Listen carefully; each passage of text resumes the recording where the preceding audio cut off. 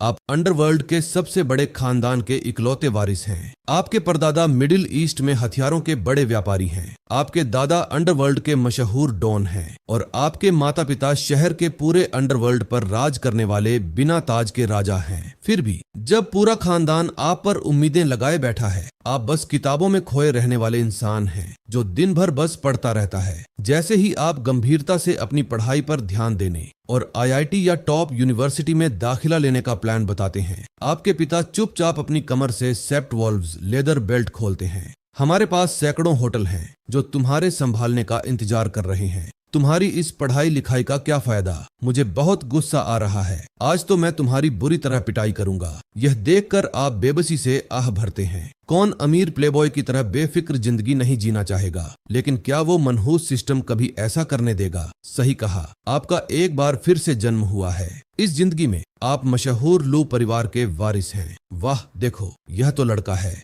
बूढ़े लू देखो। जब आप आराम की जिंदगी जीने का प्लान बना रहे होते हैं, तभी एक साफ नोटिफिकेशन की आवाज आती है। अगर होस्ट पढ़ाई करने और सकारात्मक ऊर्जा फैलाने का फैसला करता है, तो उसे न सिर्फ शानदार इनाम मिलेंगे, बल्कि उसकी उम्र भी बढ़ेगी। यह सुनकर आप जोर से हंसते हैं। ऐसे परिवार के बैकग्राउंड के साथ पढ़ाई क्यों करूं? मेरी किस्मत में तो शानदार बाथ हाउस का प्रिंस बनना लिखा है। शानदार जिंदगी जीना। दफा हो जाओ बेकार सिस्टम। मैं पढ़ाई नहीं करूंगा। देखते हैं तुम क्या कर सकते हो। लेकिन अगले ही पल आपकी आंखों के सामने एक काउंटडाउन विंडो आ जाती है। बची हुई जिंदगी 5 मिनट 23 सेकंड। इसी बीच जब आप अपने विला के बेडरूम में बेहोश पड़े होते हैं, तो आपकी धड़कन तेजी से गिरने लगती है और मॉनिटरिंग मशीन से एक तेज तीखी अलार्म की आवाज आने लगती है। एक दर्जन से ज्यादा बड़े मेडिकल एक्सपर्ट्स के चेहरे का रंग उड़ जाता है, जबकि लू परिवार के मुखिया लू बार्टियन गुस्से से भर जाते हैं। मेरे बेटे को तुरंत बचाओ। अगर तुम उसे नहीं बचा पाए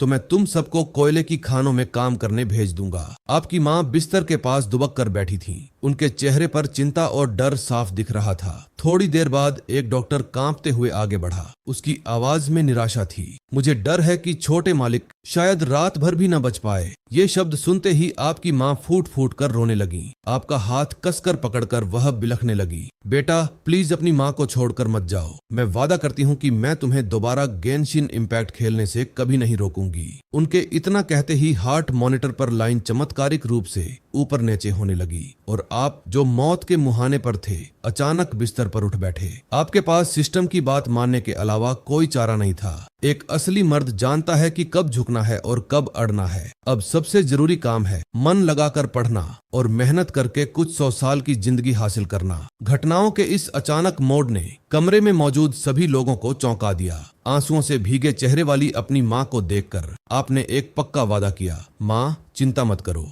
अब से मैं मन लगाकर पढ़ाई करूंगा, एक आदर्श छात्र बनने की कोशिश करूंगा और भविष्य में समाज में सार्थक योगदान दूंगा। आपकी रोती हुई माँ ये शब्द सुनकर हैरानी से सन्न रह गईं। उन्होंने आपका माथा छूने के लिए हाथ बढ़ाया और फिर और जोर से रोने लगी। सब खत्म हो गया, सब खत्म हो गया। हमारा बेटा सच में पागल हो गया है। वह सचमुच ऐसी बकवास बातें कर रहा है जैसे मैं मन लगाकर पढ़ाई करूंगा। कोई बात नहीं बेटा, भले ही मुझे दुनिया भर में सबसे अच्छे डॉक्टर क्यों न ढूंढने पड़े, मैं अपने बेटे के दिमाग का इलाज जरूर करवाऊंगा। तभी तुमने बिस्तर से कूदने के लिए थॉमस फ्लेयर मूव किया। अपने माता पिता के पास गए और गंभीर चेहरे से कहा, माँ मैं पहले ना समझ था, दिन भर आलस करता था और आपको परेशान करता था, लेकिन इस बार मैं सच कह रहा हूँ। मैं खूब पढ़ाई करूंगा और आईआईटी या टॉप यूनिवर्सिटी में दाखिला लूंगा। यह देखकर कि तुम मजाक नहीं कर रहे थे, लू बार्टियन को बहुत राहत और खुशी महसूस हुई। फिर तेजी से हाथ घुमाकर उन्होंने अपनी कमर से सेप्ट वॉल्व्स लेदर बेल्ट निकाली।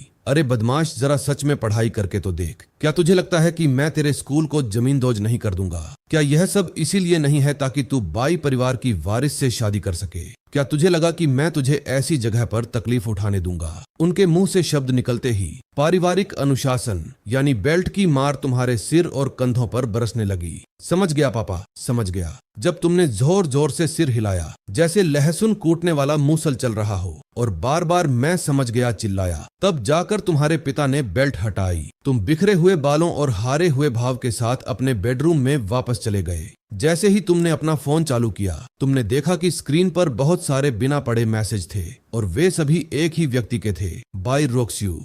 लूचेन, तुम्हें देखकर ही मुझे घिन आती है। तुम एक निकम्मे अय्याश हो। हमारे परिवारों के बीच शादी का विचार पूरी तरह से मजाक है। मुझे दोबारा बाहर चलने के लिए मत कहना। हम कभी नहीं मिलेंगे। आपने उस असली मालिक की यादों को खंगाला और महसूस किया कि बाई रोक्स्यू कोई आम लड़की नहीं थी। भले ही वह यूनहाई शहर के स्कूल में पढ़ती थी, लेकिन राजधानी में उसके परिवार का बहुत गहरा और दूर तक फैला हुआ असर था। ठीक इसी वजह से आपके पिता ने इस समय उससे शादी करने को आपकी सबसे बड़ी प्राथमिकता बना दिया था। असली मालिक भी कोई कम नहीं था। इस मिशन को पूरा करने के लिए उसने स्कूल गेट को ब्लॉक करने के लिए अपने चमचों की एक टोली बुलाई थी और स्कूल की छुट्टी के समय भीड़ के बीच सबके सामने फूल पेश किए थे। वह स्कूल के ब्रॉडकास्टिंग स्टेशन में भी घुस गया था और पूरे 1 घंटे तक सभी छात्रों और टीचरों के सामने बाई रोक्स्यू के सामने अपने दिल की बात कही थी। बाई रोक्स्यू जैसे ऊंचे खानदान की लड़की के लिए यह बहुत शर्मनाक बात थी। लू चेन के लिए प्यार महसूस करने के बजाय उसे शायद यह लगता होगा कि उस पर थूकने से भी उसके हाथ गंदे हो जाएंगे। आपने बेबसी में सिर हिलाया और अपना फोन बंद कर दिया। मैं दूसरी दुनिया में आ गया हूँ और मेरा पुनर्जन्म हुआ है। अब कौन एक दयनीय चापलूस का रोल निभाना चाहेगा? अभी सबसे जरूरी चीज थी अपनी उम्र बढ़ाना और जिंदा रहना।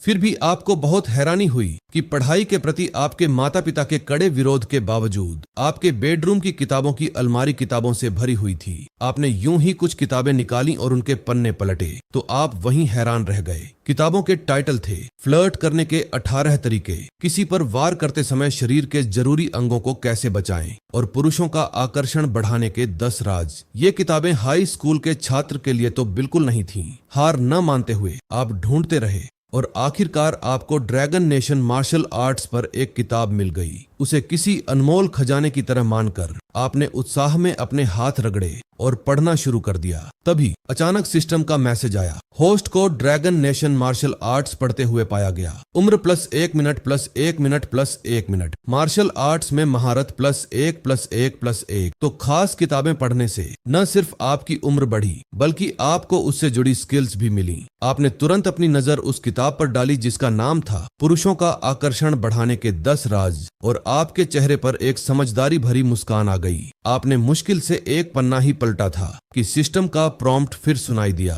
होस्ट को पुरुषों का आकर्षण बढ़ाने के 10 राज पढ़ते हुए पाया गया। बेशर्मी +1। मैं बुदबुदाए बिना न रह सका। अरे वाह, बस ऐसे ही आपने रात 10 बजे तक पढ़ाई की। न सिर्फ आपकी मार्शल आर्ट्स की महारत तेजी से बढ़कर लेवल 4 पर पहुंच गई और आपकी उम्र 5 दिन 6 घंटे बढ़ गई, बल्कि उस तथाकथित पुरुष क्षमता में भी जबरदस्त बढ़ोतरी हुई। बहुत बढ़िया लगा। अगली सुबह आप सैकड़ों वर्ग मीटर में फैले एक बेडरूम में जागे। जैसे ही आपने आंखें खोली, दर्जनों नौकर आपकी हर जरूरत पूरी करने के लिए हाजिर हो गए। कपड़े पहनाना, नहलाना धुलाना और यहाँ तक कि खाना खिलाना भी। जब सब कुछ तैयार हो गया तो नौकर आपको एक रोल्स रॉयस तक ले गए। जाने से पहले उनमें से एक ने धीरे से याद दिलाया, छोटे मालिक, स्कूल पहुंचने पर कृपया मालिक के निर्देशों को याद रखिएगा। आप कुछ भी करें, क्लास में ध्यान से न सुने और न ही मन लगाकर पढ़ने के बारे में सोचें। आपकी सबसे बड़ी प्राथमिकता है किसी के साथ रिलेशनशिप में आना और मिस बाई का दिल जीतना। 10 मिनट बाद एक Rolls Royce Yunhai city number 13 middle school के मेन गेट पर आकर रुकी। ये स्कूल एक डिजास्टर जोन के तौर पर बदनाम था। यहाँ न सिर्फ टीचिंग स्टाफ कमजोर था बल्कि कैंपस का माहौल भी बहुत खराब था। हर तरफ बिगड़े हुए बच्चे थे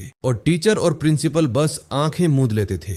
ये स्कूल कॉलेज में एडमिशन से ज्यादा लड़ाइयों के लिए कुख्यात था। आप सोच रहे होंगे, लू चेन जैसा अमीर और ऊंचे रुतबे वाला लड़का ऐसे स्कूल में कैसे आ गया? वजह साफ थी, उसके पिता लू बाटियन ने ही खास तौर पर ऐसा इंतजाम किया था। वह चाहते थे कि उनका बेटा इस मुश्किल माहौल में रहे और खुद उनकी तरह एक मजबूत और बेबाक इंसान बने। और बाई रोक्स्यू जैसी अमीर घराने की लड़की उसी स्कूल में क्यों पढ़ रही थी? जवाब लगभग वही था, यह बाई परिवार के मुखिया का इंतजाम था। हालांकि बाई रोक्स्यू को स्कूल की सबसे अच्छी ऑनर्स क्लास में रखा गया था। जैसे ही आप कार से बाहर निकले और स्कूल गेट पर पहुंचे, अजीब रंगों वाले बालों वाले कुछ बिगड़े हुए लड़कों ने आपको घेर लिया। आखिरकार तुम वापस आ ही गए। हम तुम्हारे लिए बहुत परेशान थे। हाँ भाई लू, क्या तुम ठीक हो? हम असल में कल रात तुम्हें ढूंढने जाने के बारे में बात कर रहे थे। तुमने उस ग्रुप पर नजर डाली। असली मालिक की यादों के आधार पर ये वही चमचे थे जिन्हें तुमने स्कूल में भर्ती किया था। तुमने उन्हें भगाने के लिए बेताबी से हाथ हिलाया और सीधे क्लास 8 ग्रेड 9 के क्लासरूम की ओर बढ़ गए। क्लासरूम में घुसते ही तुम अपनी डेस्क पर बैठे और अपने ड्रॉर से सारी किताबें बाहर निकाल ली। तुम्हें एक झटका लगा। सेमेस्टर पहले ही आधा बीत चुका था, फिर भी किताबें बिल्कुल नई लग रही थीं, सचमुच एकदम साफ सुथरी। अपनी डेस्क पर बिना छुई हुई टेक्स्ट बुक्स का ढेर देखकर तुम्हारी आंखें तुरंत चमक उठीं। ये तो लाइफ स्पैन बढ़ाने के लिए खजाना थी। जैसे ही तुमने अपनी मैथ की टेक्स्ट बुक खोली और सीरियस पढ़ाई के लिए तैयार हुए, क्लासरूम के दरवाजे पर एक लड़की दिखाई दी जिसने तुरंत क्लास के हर लड़के का ध्यान अपनी ओर खींच लिया। तुमने ऊपर देखा तो दरवाजे पर एक युवती खड़ी थी। उसकी त्वचा मलाई जैसी मुलायम थी और बाल लंबे और लहराते हुए थे। उसका न सिर्फ फिगर शानदार था बल्कि उसका व्यक्तित्व भी बहुत आकर्षक था। उसकी खूबसूरत बड़ी आंखें तुम पर टिकी थीं और उसकी आवाज में रूखापन था। लुचेन, आखिर तुम क्या खेल खेल रहे हो? तुम होश में आ गए तो तुमने मेरे मैसेज का जवाब क्यों नहीं दिया? क्या तुम्हें अंदाजा है कि उम्मीद जगाकर उसे तोड़ देने पर कैसा लगता है? मुझे लगा था कि तुम कभी होश में नहीं आओगे। एक बात बता दूं लुचेन, मैं बाई रोक्स्यू जिंदगी भर सिंगल रहना पसंद करूंगी, लेकिन तुम जैसे इंसान से कभी शादी नहीं करूंगी। बाई रोक्स्यू ने गुस्से में बहुत कुछ कहा, लेकिन उसे एहसास हुआ कि तुम उसकी बात पर जरा भी ध्यान नहीं दे रहे थे। तुम बस अपनी गोद में रखी किताब पर ध्यान दे रहे थे। अरे, क्या तुम मेरी बात सुन भी रहे हो? हो गया, अब हटो, मेरी पढ़ाई के बीच में मत आओ। ठीक है लुचेन। पहले तुम हर सुबह अर्ली स्टडी सेशन शुरू होने से पहले मेरे क्लासरूम के बाहर इंतजार करते थे। मैं जहां भी जाती थी तुम मेरे पीछे पीछे आते थे। मैं तुमसे पीछा नहीं छुड़ा पाती थी। तो यह तुम्हारा भाव खाने वाला नाटक है ना? 3 साल में पहली बार बाई रोक्स्यू ने खुद तुमसे मिलने की पहल की थी, फिर भी उसे इतना ठंडा रिस्पॉन्स मिला। उसे यह बिल्कुल पुराने भाव खाने वाले नाटक जैसा लगा, एक ऐसा खेल जिसमें वह शामिल नहीं होना चाहती थी। लुचेन, उम्मीद है तुम यही रवैया बनाए रखोगे। अलविदा। नहीं, कभी मत मिलना मुझसे। बाई रोक्स्यू गुस्से में मुड़कर चली गई, जबकि तुम पर कोई असर नहीं हुआ। तुम सिर झुकाए अपनी मैथ की किताब में डूबे रहे। क्लास के लड़के यह सब देखकर फुसफुसाने लगे। मैंने कहा था ना, भाई लू बस मजाक कर रहे थे जब वह बाई रोक्स्यू के पीछे पड़े थे। लू परिवार के इकलौते बेटे होकर वह भला एक बेकार चापलूस क्यों बनेंगे? लेकिन फिर भी जिस तरह भाई लू किताब के पन्ने पलट रहे हैं, वह सच में काफी असली लग रहा है, जैसे वह सच में पढ़ाई कर रहे हों। सच में भाई लू की एक्टिंग स्किल्स तो उन हैंडसम आइडल से कहीं बेहतर हैं। पता है, बाई रोक्स्यू सीढ़ियों की तरफ गई और पीछे मुड़कर देखा तो पाया कि तुम्हारे मन में उसके पीछे जाने का कोई इरादा नहीं था। वह सोचने पर मजबूर हो गई, क्या वह भाव नहीं खा रहा, बल्कि सच में हमारे बीच एक साफ लकीर खींचना चाहता है। बाई रोक्स्यू ने अपनी छोटी मुट्ठियां भींची और मन ही मन सोचा, असल में यह अच्छा ही हुआ। उस कमीने के परेशान न करने पर मैं आखिरकार शांति से अपनी पढ़ाई पर ध्यान दे पाऊंगी। यह सोचकर वह बिना पीछे मुड़े सीढ़ियों के कोने से गायब हो गई।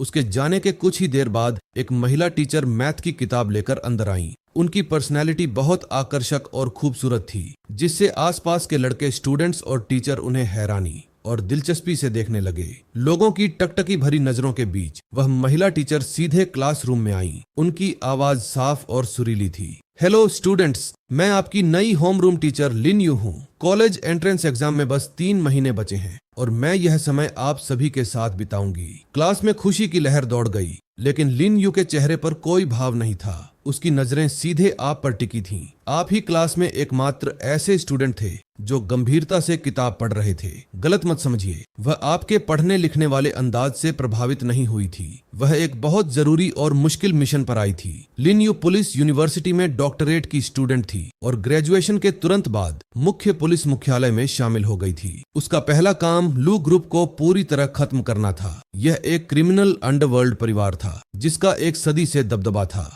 हालांकि लू परिवार की जड़ें बहुत गहरी थीं और सरकार से लेकर प्राइवेट सेक्टर तक उनका असर था। अंडरवर्ल्ड से जुड़े होने के बावजूद उन्होंने अपनी छवि पूरी तरह से साफ सुथरी बना ली थी। ऑर्गेनाइजेशन ने पूरे 1 साल तक चुपके से उनकी जांच की थी, लेकिन कोई ठोस सबूत नहीं मिल पाया था। कोई और रास्ता न होने पर उन्होंने एक अलग तरीका आजमाने का फैसला किया। लू परिवार के वारिस यानी आपको टारगेट बनाकर आगे बढ़ने का। इंटेलिजेंस रिपोर्ट के मुताबिक अंडरवर्ल्ड परिवार का यह युवा वारिसें स्कूल में बहुत बड़ी मुसीबत था, घमंडी, दूसरों पर हुक्म चलाने वाला और बिल्कुल निकम्मा। इसीलिए लिन यू ने आपकी क्लास की होम रूम टीचर बनने के लिए खुद आगे बढ़कर जिम्मेदारी ली थी। उसका इरादा आपको जरिया बनाकर लू परिवार की नींव को पूरी तरह से उखाड़ फेंकने का था। फिर भी जब उसने आपको किताब में पूरी तरह डूबे हुए देखा तो उसके मन में शक पैदा हुआ। वह काफी देर से पोडियम पर खड़ी थी, लेकिन आपने एक बार भी अपना सिर ऊपर नहीं उठाया। ऐसा लग रहा था जैसे आप अपना चेहरा किताब के पन्नों में ही गड़ाए रखना चाहते हो। इस तरह का पढ़ने लिखने वाला रवैया देखकर बिल्कुल नहीं लगता था कि वह कोई बेकार का अय्याश है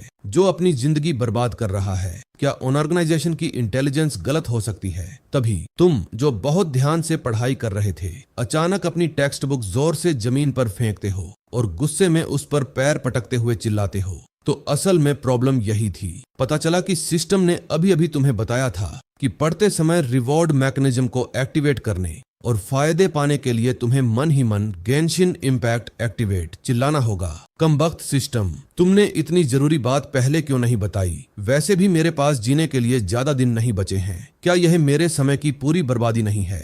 गेंशिन इम्पैक्ट एक्टिवेट। हाँ जरूर, मुझे पता था उसका नाटक कितना असरदार था। वह सच में वही बेकार का अय्याश है। लिन यू ने अपना गला साफ किया और उसके चेहरे के भाव तुरंत सख्त हो गए। सब लोग प्लीज चुप हो जाओ और जोर जोर से बातें करना बंद करो। मुझे अंदर आए लगभग 1 मिनट हो गया है और तुम लोग एक पल के लिए भी चुप नहीं हुए हो। अगर यह शोर जारी रहा तो गुस्सा आने पर मुझे दोष मत देना। ये शब्द सुनते ही पूरी क्लास में एकदम सन्नाटा छा गया। पिन गिरने की आवाज भी सुनाई दे सकती थी। लड़के लिन यू को एक पल में सौम्य और दयालु से उग्र और डरावना रूप लेते देखकर इतने डर गए कि आवाज तक नहीं निकाल पाए। चुपचाप बैठे छात्रों को देखकर लिन यू को मन ही मन जीत का एहसास हुआ। आखिर यह बदनाम नंबर 13 हाई स्कूल ही तो था। उपद्रवियों के इस झुंड को काबू में कर पाने से उसे एक अनोखी संतुष्टि मिली। लेकिन जल्द ही शांत क्लासरूम में फिर से हंगामा मच गया। सब लोग, टीचर की पर्सनैलिटी कितनी जबरदस्त है। अब आप मुझे और भी अच्छी लगने लगी हैं। टीचर लिन, मैंने सुना है कि तेज गुस्से वाले लोग असल में अपने अंदर बहुत सारी उथल पुथल दबाए रखते हैं। क्या यह सच है? टीचर, मैं आपके साथ बायोलॉजी पढ़ना चाहता हूँ। क्या ये किस तरह के स्टूडेंट्स हैं? अजीबोगरीब सवालों की बौछार सुनकर लिन यू एकदम हैरान रह गई। आम हालात में तो वह कब की कोहनी से मार चुकी होती, लेकिन अब वह एक होम रूम टीचर थीं जिनका मकसद स्टूडेंट्स को पढ़ाना था। और इससे भी जरूरी बात, वह लू परिवार को बर्बाद करने के बड़े मिशन पर आई थी। यह सोचकर लिन यू ने गहरी सांस ली और अपने अंदर उबलते गुस्से को दबाने की कोशिश की। बर्दाश्त करो, मुझे बर्दाश्त करना ही होगा। थोड़ी सी भी जल्दबाजी एक बड़ी योजना को बर्बाद कर सकती है। लेकिन अगले कुछ स्टूडेंट्स ने जो कहा उससे उनका आपा पूरी तरह खो गया। इसके चेहरे को देखो, यह हमेशा ऐसा दिखता है जैसे पूरी दुनिया का इस पर कर्ज हो। हा, इसे सच में लगता है कि यह प्रिंसिपल है। हा, और इसका बेइंतहा घमंडी रवैया, ये किसी ऐसे रोबोट जैसा है जो चालू ही नहीं होता। लिन यू पोडियम पर खड़ी थी। गुस्से से उनके कान से मानो भाप निकल रही थी। अगले ही पल उन्होंने अपना दाहिना हाथ उठाया और मजबूत लकड़ी की डेस्क पर जोरदार प्रहार किया। जोरदार आवाज के साथ डेस्क 2 हिस्सों में बढ़ गई। इस अचानक हुए धमाके ने शोर मचाती क्लास को फिर से शांत कर दिया। फिर एक स्टूडेंट कांपते हुए खड़ा हुआ और धीरे से बोला, टीचर, सरकारी संपत्ति को नुकसान पहुंचाना कानून के खिलाफ है। अगर प्रिंसिपल को पता चला कि आपने ऐसा किया है तो वह पक्का आपको सजा देंगे। हो सकता है वह रूलर से आपकी हथेलियों पर मारे या कम से कम आपसे 1 महीने तक फर्श पर झाड़ू लगवाए। उम्मीद है आप इसे झेल पाएंगी और थक कर चूर नहीं होंगी। ये सुनकर पूरी क्लास जोर जोर से हंसने लगी। लिन यू ने स्टूडेंट्स की ओर देखा। वह पूरी तरह परेशान थी। ये किस तरह के राक्षस हैं? टीचर का मजाक उड़ाना, अथॉरिटी का सम्मान न करना, बकवास बातें करना, यह बिल्कुल गलत है। यह तो बेतुकेपन की हद है। जब लिन यू वहां समझ नहीं पा रही थी कि क्या करें, तभी अचानक एक दमदार और कड़क आवाज गूंजी, तुम सब चुप हो जाओ। शोर मचाती क्लास में एकदम सन्नाटा छा गया। जो छात्र कुछ पल पहले जोर जोर से हंस रहे थे,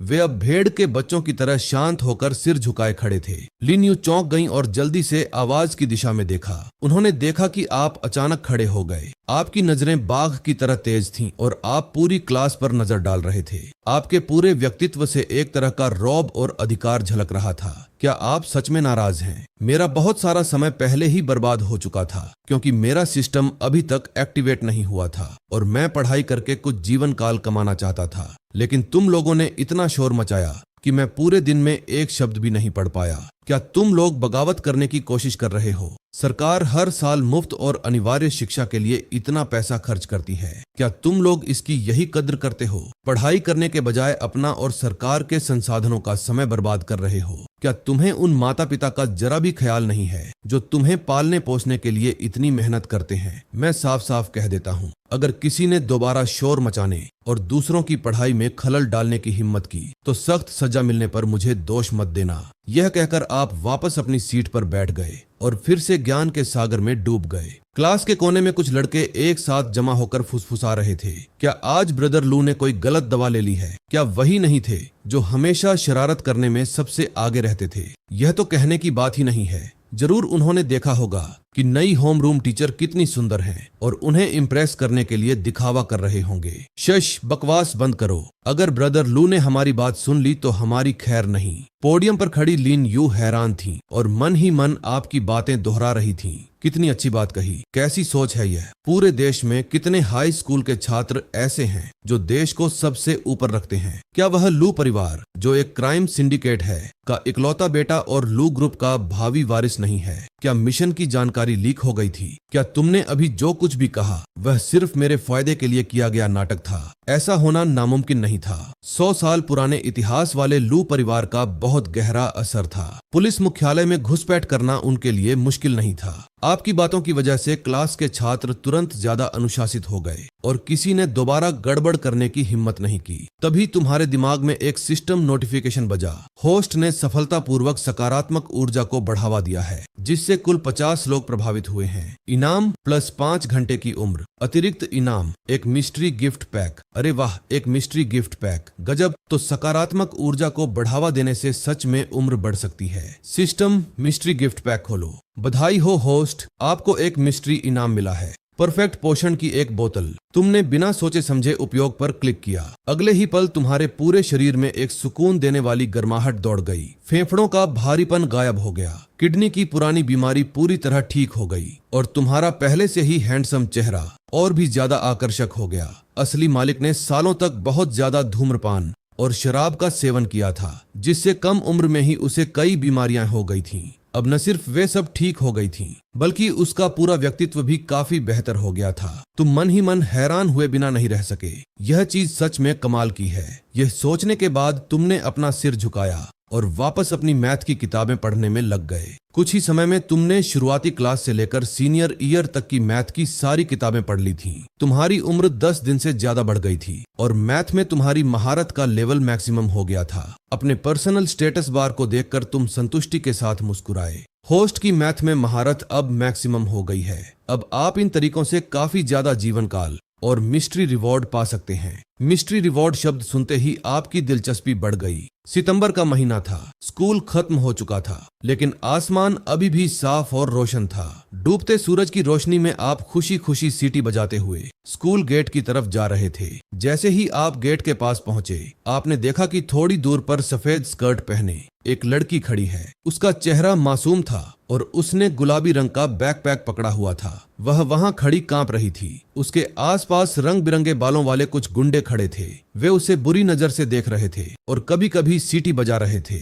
यह नजारा बहुत ही घिनौना था। बस बड़े भाई की बात मान लो और मेरे साथ फिल्म देखने चलो। बस एक बार हाँ कह दो और मैं गारंटी देता हूँ कि नंबर 13 हाई स्कूल में कोई भी तुम्हें दोबारा परेशान करने की हिम्मत नहीं करेगा। सुना तुमने? सुनो लड़की, हमारा बॉस मजाक नहीं कर रहा। वह जो कहता है करके दिखाता है, पक्का। वह अभी जूनियर है, इस बात से धोखा मत खाना। उसे कुछ तगड़े सीनियर्स का सपोर्ट है, कुछ तो लू परिवार के छोटे मालिक के भी करीबी हैं। अगर मैं होती तो कब की काली स्टॉकिंग्स पहनकर बॉस के साथ डेट पर चली गई होती। हम काली स्टॉकिंग्स में क्या खास है? सफेद स्टॉकिंग्स ही सबसे अच्छी होती हैं। सॉरी, मेरे पास समय नहीं है। अगर हमें गुस्सा दिलाया तो हम तुम्हें घसीट कर किसी गली में ले जाएंगे। मुझे माफ कर दो, प्लीज माफ कर दो। मेरी माँ हॉस्पिटल में है और मुझे पैसे कमाने के लिए पार्ट टाइम नौकरी करनी पड़ती है। प्लीज मुझे जाने दो। ओह ठीक है ठीक है, इतना हंगामा क्यों कर रही हो? बस बताओ तुम्हें क्या चाहिए। हाँ मेरे पास उतने पैसे हैं। देर तक पढ़ाई करने की वजह से जब वह स्कूल से निकली तो गेट के पास सन्नाटा था। उस अकेलेपन ने गुंडों का हौसला बढ़ा दिया।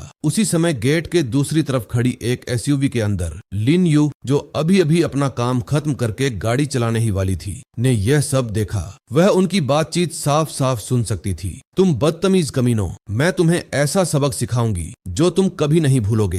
उसने जल्दी से फ्लैट जूते पहने और कार का दरवाजा खोलकर बाहर निकलने के लिए तैयार हुई, लेकिन तभी एक आवाज ने उसे रोक दिया। मुझे भी शामिल करो। बहुत बढ़िया। तो लू चेन आखिरकार अपना असली रंग दिखा ही रहा है। वह पूरे दिन आदर्श छात्र बना रहा, लेकिन स्कूल खत्म होते ही उसने वह नाटक छोड़ दिया और अब वह सच में उनके साथ शामिल होना चाहता था। यह सोचकर लिन यू ने तुरंत अपने फोन का कैमरा चालू किया और रिकॉर्डिंग शुरू कर दी, ताकि वह स्कूल में होने वाली बदमाशी के सबूत के तौर पर इस घटना को रिकॉर्ड करके अधिकारियों को सौंप सके। गेट पर खड़े गुंडों ने पीछे मुड़कर देखा। उनकी आंखों में नफरत थी। ये सभी नए छात्र थे जिन्होंने अभी अभी हाई स्कूल शुरू किया था। हालांकि उन्होंने लू चेन की शोहरत के बारे में सुना था, लेकिन उन्होंने उसे कभी असल में नहीं देखा था। यह सुंदर लड़का कौन है? दफा हो जाओ, मेरे मजे में रुकावट मत डालो। जब लड़की ने उसे देखा तो उसकी आंखों में थोड़ी सी उम्मीद जगी थी, लेकिन वह जल्द ही खत्म हो गई। वह अच्छी तरह जानती थी कि ये गुंडे कौन हैं। जैसा कि उन्होंने कहा था,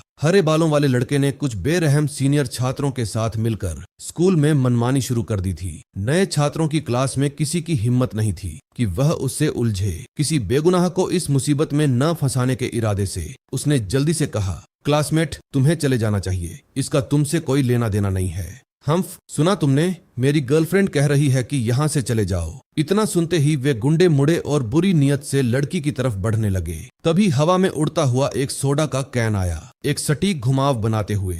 वह हरे बालों वाले गुंडे के सिर पर जोर से लगा। दर्द से कराहते हुए उसने अपना सिर पकड़ा और चीखा। बस फिर क्या था, गुंडे बुरी तरह भड़क गए। तुम मुसीबत मोल ले रहे हो, आज मैं तुम्हारी हालत खराब कर दूंगा। उसके मुंह से ये शब्द निकले ही थे कि तीनों गुंडे एक साथ तुम पर ऐसे झपटे जैसे पागल कुत्तों का झुंड हो। कार के अंदर लिन यू चुपके से अपने फोन पर वीडियो रिकॉर्ड कर रही थी। तभी यह नजारा देखकर वह ठिठक गई। कुछ तो गड़बड़ है। क्या लू चेन को उनके साथ शामिल नहीं होना था? वह उनके साथ लड़ क्यों रहा है? मेरे अपने स्टूडेंट को घेरा जा रहा है। क्या मुझे होम रूम टीचर होने के नाते बीच बचाव नहीं करना चाहिए? जैसे ही लिन यू हिचकिचाई, उसने ऊपर देखा और हैरान रह गई कि स्कूल गेट पर मौजूद तीनों गुंडे जमीन पर गिरे हुए थे। वे अपने शरीर को पकड़कर जमीन पर लौट रहे थे और ऐसे चीख रहे थे जैसे कोई सुअर काटा जा रहा हो। ब्रदर ब्लैक बियर को बुलाओ। तुम लड़की के पास गए और शांति से बोले, चलो मैं तुम्हें घर तक छोड़ देता हूँ।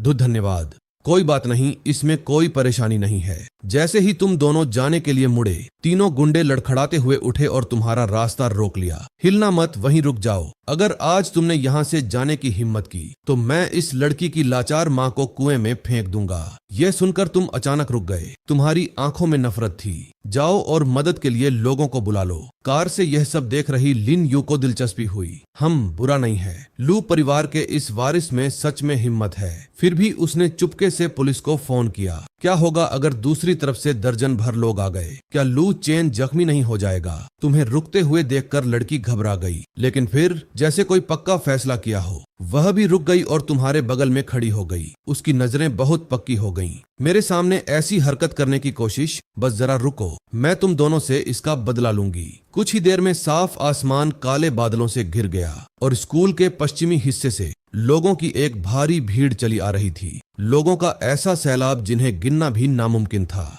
कार से देखते हुए लिन यू ने अंदाजा लगाया, कम से कम 100 लोग तो थे ही। उसने सोचा, अच्छा हुआ मैंने पुलिस बुला ली, वरना आज लू चेन की बुरी तरह पिटाई हो जाती। हा, मेरा बड़ा भाई आ गया है, अब तुम लोगों की खैर नहीं। हरे बालों वाला गुंडा जीत के जोश में चिल्लाया, फिर अपने 2 साथियों के साथ नए आने वाले का स्वागत करने के लिए तेजी से आगे बढ़ा। भाई ब्लैक बियर, आप आखिरकार आ ही गए। वह छोटा सा लड़का वही है जिसने हम पर हाथ उठाने की हिम्मत की थी। लीडर भाई ब्लैक बियर लगभग 1.9 मीटर लंबा, भारी भरकम शरीर और सांवले रंग का था। उसका शरीर उसके निकनेम से बिल्कुल मेल खाता था। चलो मुझे ले चलो और दिखाओ कि वह कौन अंधा बेवकूफ है। जल्द ही 100 से ज्यादा लोगों ने तुम्हें घेर लिया। ब्लैक बियर ने सिगरेट जलाई, तुम्हारी पीठ को गौर से देखा और घमंड भरे अंदाज में बोला, लड़के, तुम में तो बड़ी हिम्मत है। लेकिन वह जितनी देर तक देखता रहा उसे कुछ अजीब लगा और तुम उसे जाने पहचाने से लगने लगे। वह पहनावा, वह रूप रंग, वे उस व्यक्ति जैसे क्यों लग रहे थे? तुम्हें हिलते डुलते न देखकर हरे बालों वाला गुंडा गाली दिए बिना न रह सका। अरे ओ छोटे, अरे मेरा बड़ा भाई तुमसे बात कर रहा है, क्या तुम बहरे हो या क्या? तभी तुम धीरे से मुड़े। जब ब्लैक बियर ने तुम्हारा चेहरा साफ देखा तो उसका चेहरा एकदम सफेद पड़ गया और वह वहीं जम गया। उसका मुंह इतना खुला रह गया कि हैरान रह गया। काफी देर बाद वह हकलाते हुए बोला, भाई लू। तुम्हारे भावहीन चेहरे को देखकर ब्लैक बियर को लगा जैसे दुनिया अंधेरे में डूब गई हो। उसके पैर बेकाबू होकर कांपने लगे और उसकी पीठ पर तुरंत ठंडे पसीने की बूंदें आ गईं। वह बस उस हरे बालों वाले गुंडे को थप्पड़ मारकर खत्म कर देना चाहता था। क्या तुम अंधे हो? पूरे स्कूल में तुम्हें इसी आदमी से पंगा क्यों लेना था? क्या तुम मौत को दावत दे रहे हो? लू चेन के परिवार की पृष्ठभूमि तो छोड़ ही दो, जो उन्हें उंगली के इशारे पर कुचलने की ताकत रखता था। वह खुद भी असल में लू चेन के ही आदमियों में से एक था। भाई लू, तो ये आप थे? यह एक गलत फहमी है, बहुत बड़ी गलत फहमी। ब्लैक बियर ने कांपते हुए एक सिगरेट निकाली और सम्मान पूर्वक तुम्हें पेश की। उसकी नजरें तुम्हारे चेहरे पर टिकी थीं। उसे डर था कि तुम्हारी नाराजगी का जरा सा भी संकेत उसकी बर्बादी का कारण बन सकता है। उसके पीछे खड़े ग्रुप में ज्यादातर सीनियर थे। लू चेन को कौन नहीं जानता था? तुम्हें देखते ही सब एक साथ चिल्लाए, नमस्ते भाई लू, नमस्ते भाई लू। उस पल हरे बालों वाले लीडर के साथ आए तीनों गुंडे पूरी तरह से हैरान रह गए। भले ही वे कम अक्ल के थे, फिर भी वे आसानी से अंदाजा लगा सकते थे कि उनके सामने कौन खड़ा है। पूरे नंबर 13 हाई स्कूल में लू परिवार के छोटे मालिक के अलावा और कौन ब्लैक बियर से इतना सम्मान पा सकता था और लू सरनेम रख सकता था? भाई लू। हरे बालों वाला गुंडा पसीने से तरबतर हो गया था। वह देर तक हकलाता और लड़खड़ाता रहा, एक भी ठीक ठाक वाक्य नहीं बोल पाया। यह देखकर ब्लैक बियर आगे बढ़ा और उसने हरे बालों वाले गुंडे के चेहरे पर थप्पड़ मारा और गुस्से में चिल्लाया, तुम्हारी हिम्मत कैसे हुई भाई लू से पंगा लेने की? तुम मौत को दावत दे रहे हो। मुझे अपने साथ नीचे मत घसीटो। हरे बालों वाले उस आदमी को जैसे ही थप्पड़ पड़ा उसे तुरंत होश आ गया। वह और उसके दो साथी घुटनों के बल जोर से गिरे, तेजी से सिर झुकाकर माफी मांगने लगे। भाई लू, हमसे गलती हो गई, हम अंधे थे और आप जैसे बड़े आदमी को पहचान नहीं पाए। प्लीज बड़प्पन दिखाते हुए हमें माफ कर दीजिए। हमें सच में नहीं पता था कि ये आप हैं। अगर पता होता तो हम आपको नाराज करने की हिम्मत भी नहीं करते, चाहे हमारे पास 100 गुना ज्यादा हिम्मत ही क्यों ना होती। उनका पहले वाला घमंड पूरी तरह गायब हो गया था और अब उनके चेहरों पर डर और गिड़गिड़ाहट साफ दिख रही थी। ब्लैक बियर और उसका ग्रुप दूर खड़े होकर बेरुखी से यह सब देख रहे थे। किसी ने भी उनकी तरफ से बोलने या मदद करने की हिम्मत नहीं की। आखिरकार पंगा लेने के लिए उन्होंने लू चेन को चुना था और कोई भी खुद पर मुसीबत नहीं बुलाना चाहता था। पास खड़ी लड़की यह सब देखकर पूरी तरह हैरान थी। तो यही वो मशहूर प्लेबॉय लू चेन था। फिर भी वह बिल्कुल भी बुरा इंसान नहीं लग रहा था। फिर तुमने आखिरकार बात की। तुम्हारी आवाज सर्दियों की ठंडी ओस जैसी थी। दिन दहाड़े एक लड़की को परेशान करना और किसी के परिवार वाले को कुएं में फेंकने की धमकी देना। क्या तुम्हारे माता पिता ने तुम्हें ऐसे घिनौने अनैतिक काम करने के लिए पाला पोसा था? आज के बाद मैं तुम तीनों को यूनहाई शहर में दोबारा नहीं देखना चाहता। स्कूल बदल लो, इस शहर से चले जाओ। सुना तुमने? भाई लू ने कहा है कि दफा हो जाओ। किस बात का इंतजार कर रहे हो? भागो यहाँ से।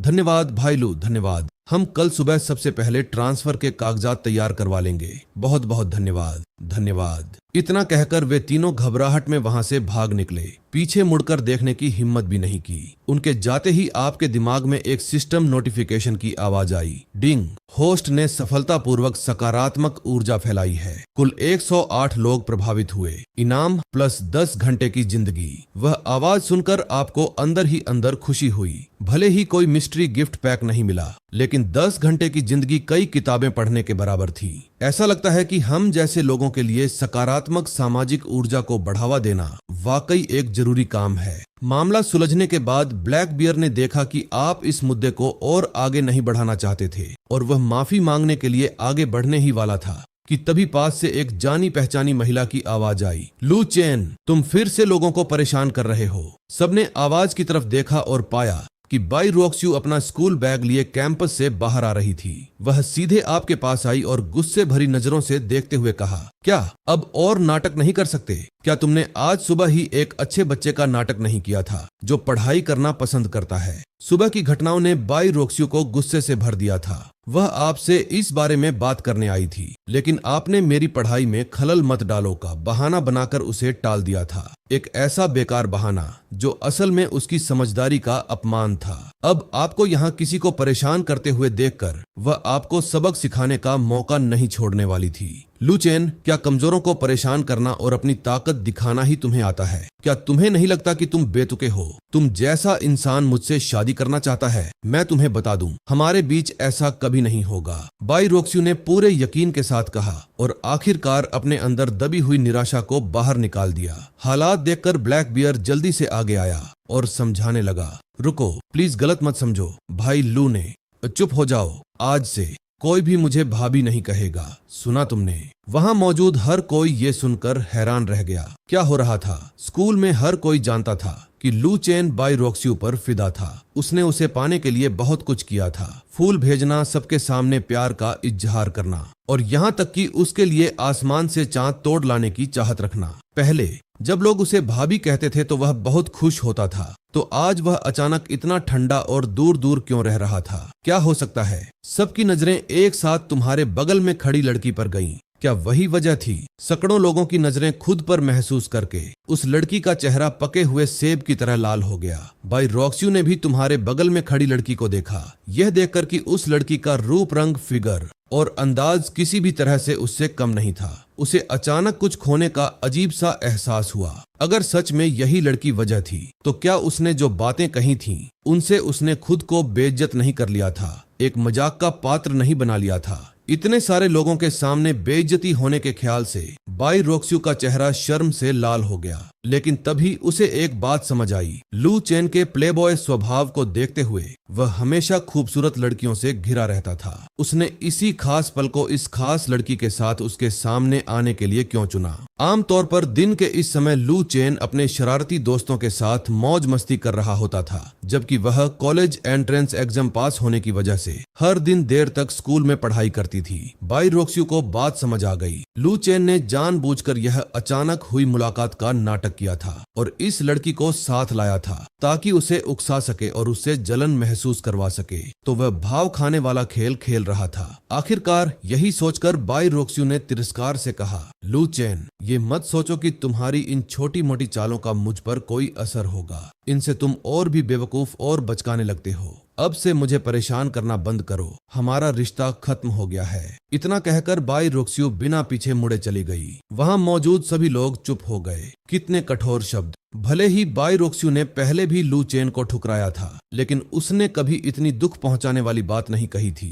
तुम्हारे उदास चेहरे को देखकर ब्लैक बियर सांत्वना देने के लिए आगे बढ़ने ही वाला था, तभी उसे एहसास हुआ कि तुम्हारे चेहरे पर उदासी का कोई नामो निशान नहीं था। इसके बजाय तुमने उस दिशा में नफरत भरी गाली दी जहां बाई रोक्स्यू गई थी। पागल औरत! बाई रोक्स्यू के जाने के बाद तुम्हारे बगल में खड़ी लड़की ने ऊपर देखा। वह थोड़ी शर्माई हुई थी और घबराहट के साथ बोली, क्लासमेट, आज मुझे बचाने के लिए धन्यवाद। मेरा नाम ली झिंगिया है और मैं किसी दिन जरूर तुम्हारा एहसान चुकाऊंगी। धन्यवाद की कोई जरूरत नहीं। मैं ऐसा इंसान हूँ जो बिना किसी श्रेय की चाहत के अच्छे काम करता हूँ। बॉस, यह सारी गड़बड़ मेरी गलती है क्योंकि मैंने अपने लोगों को चुनते समय सही परख नहीं की। अगर आप किसी को सजा देना चाहते हैं तो मुझे सजा दें। मैं शिकायत का एक शब्द भी नहीं कहूंगा। तुमने ब्लैक बियर की ओर देखा, फिर उसके पीछे खड़े लोगों के समूह पर नजर डाली। अपना गला साफ करते हुए तुम जोर से बोले, तुम सब बड़े आदमी हो, ईमानदार और मजबूत लोग। तुम सब अपने परिवारों का सहारा बनने वाले हो, इसलिए मुझे तुमसे और कोई उम्मीद नहीं है। कोई भी संत नहीं होता, हर कोई गलती करता है, लेकिन मैं चाहता हूँ कि तुम याद रखो, कभी भी कमजोरों को परेशान मत करना। कम से कम ऐसे इंसान बनो जिसके दिल में न्याय की भावना हो। ये शब्द सुनकर सब हैरान रह गए। बॉस लू, आज उन्हें क्या हो गया है? क्या वह अपनी दवा लेना भूल गए या उन्होंने गलत दवा ले ली? क्या वही लड़का नहीं था जो स्कूल में शरारत करने और कमजोरों को परेशान करने में सबसे आगे रहता था और अब वह उन्हें सही काम करने का उपदेश दे रहा था? वैसे भी कौन नहीं जानता था कि उसके पिता शहर के सबसे बड़े अंडरवर्ल्ड बॉस थे। बेशक ये बातें वे सिर्फ अपने मन में ही रखते थे, किसी की हिम्मत नहीं थी कि उन्हें जोर से कहे। इसके तुरंत बाद ब्लैक बियर अपने पीछे खड़ी भीड़ की ओर मुड़ा और चिल्लाया, क्या तुमने सुना बॉस लू ने क्या कहा? आज से तुम सब नेक इंसान बनोगे। 100 से ज्यादा लोगों की एक साथ चिल्लाने की आवाज स्कूल के गेट पर साफ सुनाई दी। इंसाफ, इंसाफ, इंसाफ। जैसे जैसे वे चिल्लाते रहे, नारों का अंदाज धीरे धीरे बदलने लगा। तभी झुकी हुई पीठ वाली एक बुजुर्ग महिला धीरे धीरे वहां से गुजरी। उसने जोश से भरे नौजवानों के समूह की ओर देखा, बेबसी से सिर हिलाया और आह भरी, ना समझ बच्चे, पागलों जैसी हरकतें क्यों कर रहे हो? यह तो हम बूढ़ों की बीमारी है। सब चुप हो गए। उसी पल दूर से पुलिस सायरन की तेज आवाज सुनाई दी। सायरन सुनकर उन दबंग नौजवानों के समूह में घबराहट का कोई निशान नहीं दिखा। जब लू चेन हमारे साथ है तो हमें किस बात का डर? हालांकि खराब छवि की चिंता करते हुए तुमने हाथ हिलाकर उन्हें तितर बितर होने को कहा। कुछ ही सेकंड में स्कूल गेट पर सिर्फ तुम और ली झिंगिया रह गए। जल्द ही 2 पुलिस गाड़ियां किनारे आकर रुकीं और कई वर्दीधारी अफसर बाहर निकले जिनके बॉडी वर्न कैमरे चालू थे। फिर भी तुम्हें देखते ही इंचार्ज कैप्टन ने चुपचाप दूसरों को इशारा किया और उन सब ने खामोशी से अपने कैमरे बंद कर दिए। श्याओ चेन, फिर से गड़बड़ कर रहे हो? कैप्टन ने मुस्कुराते हुए पूछा और तुम्हारे कंधे पर हाथ रखा। क्या तुम इस आदमी को पहचानते हो? इसका नाम लीफू है। यह पहले एक निचले स्तर का अफसर था, लेकिन अपने सीनियर की भ्रष्टाचार की रिपोर्ट करने के बाद उसने गलत लोगों को नाराज कर दिया था। उसे न सिर्फ पीटा गया और उसका पद छीन लिया गया,